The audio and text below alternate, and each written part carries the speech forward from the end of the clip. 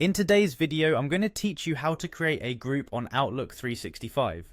This is a simple process that can help you streamline communication and collaboration within your team.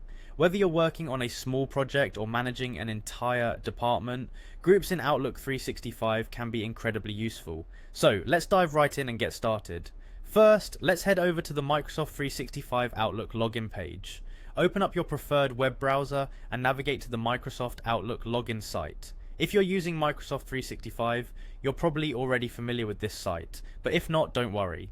Once you're on the login page, make sure to enter your credentials correctly, your email address and password, and then go ahead and click on the sign in button.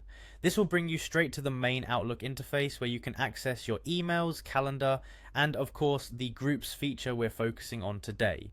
Once you're logged in, look for the mail option in the navigation bar on the left hand side of the page. Click on it to open up your mailbox. This is where you typically manage all your emails. Now, to create a group, you'll want to shift your attention to the lower left corner where you'll see a menu.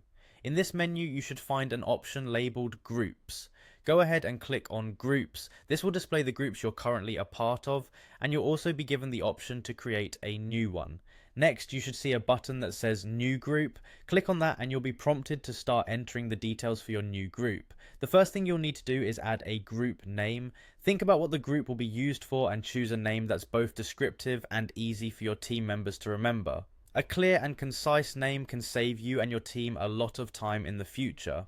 After you've entered the group name, it's time to add a description. The description is another opportunity to clarify the purpose of your group. Be sure to include any important details that might help group members understand what this group is all about. A well-crafted description can set the right expectations and help everyone stay focused on the group's objectives. Now that you've set up both the name and description, you're almost done.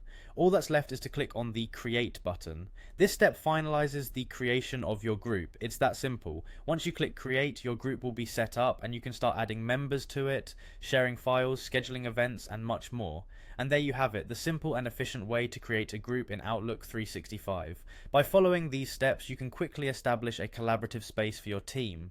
Thanks for watching, and we hope this guide helps make your group communication smoother and more organized.